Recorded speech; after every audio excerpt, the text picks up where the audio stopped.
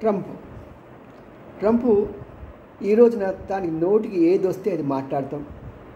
అదేవిధంగా తనకి ప్రపంచం మొత్తం మీద తానే అధిపతి, లేకుంటే హిట్లర్ ఆ రోజుల్లో ఎలాగా ఆధిపత్యం చెలాయించాలని చూశాడో, బహుశా ట్రంప్ మీదకి హిట్లర్ ఆత్మ ప్రవేశించిందో ఏమో అని ప్రజలు అభిప్రాయపడుతున్నారు.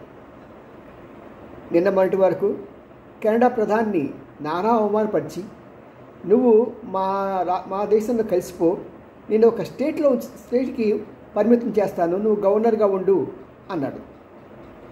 ఆయన కోపం వచ్చి బయటికి వెళ్ళి, అయ్యో ఇన్ని సంవత్సరాలు మేము దేశంగా ఉండి వీడికి తొత్తుగా పనిచేయాలనుకుని ఆయన బయటికి వెళ్ళిపోయాడు. అతను చేసిన మంచి పని ఏంటంటే అక్కడ ప్రజలందరినీ కూడా అమెరికాకు వ్యతిరేకంగా ప్లస్ స్వదేశ అభిమానాన్ని రెచ్చగొట్టడానికి ప్రయత్నం చేశాడు. అక్కడ కథ ముగిసిపోలేదు. నెక్స్ట్ ఇప్పుడేమైంది, ఏ దేశమైనా సరే వాళ్ళకి వ్యతిరేకంగా మాట్లాడితే ఆ దేశాన్ని మేము స్వాధీనపరచుకోబోతున్నాము. ఇప్పుడు ఇజ్రాయెల్ వారు జరుగుతున్నది, ఆ పాలస్తీనా వాళ్ళ ప్రజలు గాజా సమీపంలో దానికోసం ఎంతో పాటుపడుతున్నారు. అంతేకాకుండా ఇజ్రాయెల్ కూడా ఆ ప్రదేశానికి తన సైనికులను ఎంతోమంది కోల్పోయింది. ఇప్పుడు ట్రంప్ ఏమంటున్నాడు, ఈ గాజా స్ట్రిప్ మొత్తం నీకు అనవసరం అయ్యా బాబు ఇజ్రాయెల్, నేను దాన్ని స్వాధీనపరుచుకుంటాను, అది పెద్ద పర్యాటక ప్రాంతంగా తీర్చిదిద్దుతాను అని ఆయనకి మస్కా కొడుతున్నాడు. అలాగే ఎక్కడ ఏది కనిపిస్తే దాన్ని దోచేసుకుందామని ఒక దోపిడీ దొంగలాగా ఈ రోజున మనం అతను చూస్తున్నాం. సాధారణంగా చూడండి, ఎవరైనా సరే ఇప్పుడు మనకి రష్యా ఉక్రెయిన్ ప్రధానికి పాపం రెచ్చగొట్టి నువ్వు యుద్ధం చేయని నేను అనుకుంటా అన్న వ్యక్తి బైడెన్ దిగిపోయాడు బస్సు.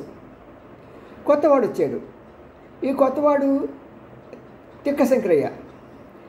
ఎప్పుడైనా సరే రాజకీయంగా మనం ఒక దగ్గర సపోర్ట్ తీసుకొని వ్యతిరేకంగా ఒక పెద్ద శత్రువుని ఎదుర్కోవాల్సి వస్తుంది అనే సంగతి తెలిసినప్పుడు జాగ్రత్తగా ప్రవర్తించాలి. అందులో జెలెన్స్కీకి రాజకీయ అనుభవం అస్సలు లేదు. ఎత్తులు వేయలేడు, చిత్తులు వేయలేడు, కేవలం అతను అడుక్కోవటం మాత్రమే తెలుసు. అగ్రరాజ్యాల దగ్గరికి వెళ్ళి మీరు ఇస్తేనే నేను చేస్తాను, లేకపోతే ఈరోజు నా ఇంత ప్రదేశం ఆక్రమించడానికి నేను ప్లాన్ వేశాను, మీరు ఎన్ని కోట్లు ఇవ్వండి, అన్ని కోట్లు ఇవ్వండి, అన్ని ఆయుధాలు ఇవ్వండి, మారణాయుధాలు ఇవ్వండి, అణుబాంబులు ఇవ్వండి అని ఇదే ముష్టి.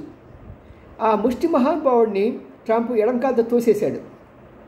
నీకు నేను పైసా ఇవ్వను, గెట్ అవుట్ అన్నాడు. అక్కడితో ఆగిలా. అతను ఏం చేస్తున్నానంటే, నేను నీ దేశాన్ని ఆక్రమించుకుంటాను, నీ దగ్గర డబ్బులు లేవు కదా, నేను చూసుకుంటాను, I will take care of it. దానికి బదులుగా నేను అక్కడ ఉన్న మైండ్స్ని స్వాధీనపరచుకొని మైండ్స్ని ప్యూరిఫై చేసి నేను ప్రపంచానికి అమ్ముకుంటాను. అంటే ట్రంప్ విధానం ఎప్పుడు కూడా పక్కా బిజినెస్ మ్యాన్గా ఉంటాడు. నాకేంటి అని మనం సినిమాలు చూసారా, కోట్ల ఈ పని నేను చేస్తే నాకేంటి, అదే వ్యాపారం, అదే తరహా. మరి ఈయన దగ్గర ఆయన కాపీ కొట్టాడో, ఆయన దగ్గర ఈయన కాపీ కొట్టాడో తెలియదండి.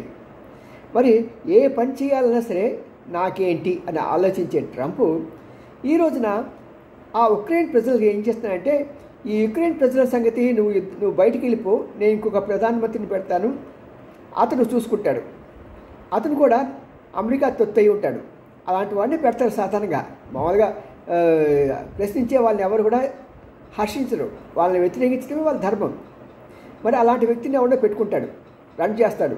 కానీ ఆ దేశాన్ని మొత్తం దోచుకుపోతాడు. ఇప్పుడు ఏమైంది, రష్యాకి సపోర్ట్ చేస్తున్నాడు. రష్యా అమెరికా రెండు కలిసి చక్కగా పంచుకుంటారు. పాపం అక్కడ ఆ దేశంలో ఉన్న ప్రజలు ఎన్నో త్యాగాలు, ఎన్నో కష్టాలు అనుభవించి వారి చివరికి ఒక బానిస బతుకువాల్సి వస్తుంది.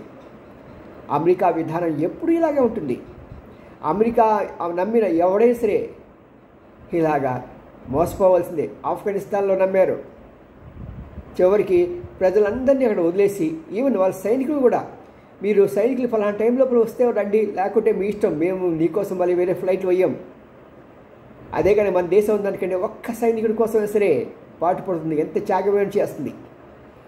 అదే ఇజ్రాయెల్ ఉందనుకోండి, మన గతంలో చేతి తీస్తున్నామంటే ఒక్క సైనికుడిని అక్కడ వాళ్ళు అతన్ని ట్రాప్ చేసి బందీగా చేస్తే దానికి విరుడుగా, దానికి సమానంగా 100 మంది కరుడుగట్టిన ఆతంకవాదుల్ని ఇజ్రాయెల్ ప్రభుత్వం విడుదల చేసింది ఒక్కడి కోసం. అది మైండ్ సెట్ని బట్టి ఉంటుంది.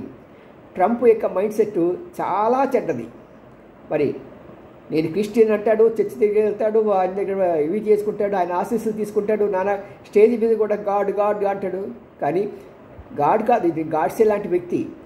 మరి ఇప్పుడు ఎలా ఉందంటే పరిస్థితి, ప్రతి ఒక్కరితో గొడవ పెట్టుకోవడం మూలంగా మూడవ ప్రపంచ యుద్ధానికి ఇతను మార్గాలు తెరుస్తున్నాడా, గేట్లు తెరుస్తున్నాడా?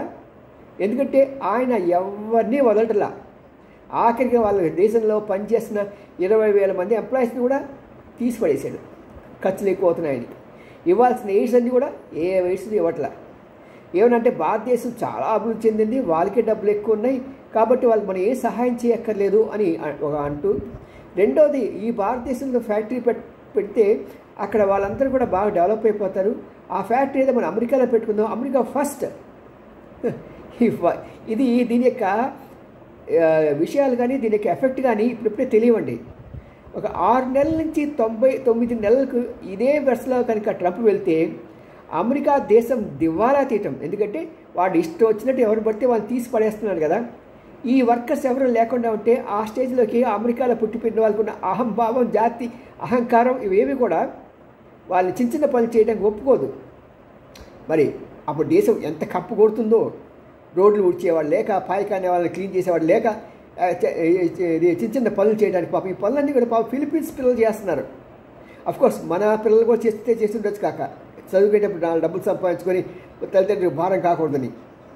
మరి ఇలాంటి వ్యక్తి అమెరికా ప్రజలకి మరి ప్రధాని అవటం మూలంగా, ప్రెసిడెంట్ అవటం మూలంగా వారికి ఏదో బాగుందేమో అనిపిస్తున్నది తాత్కాలికంగా.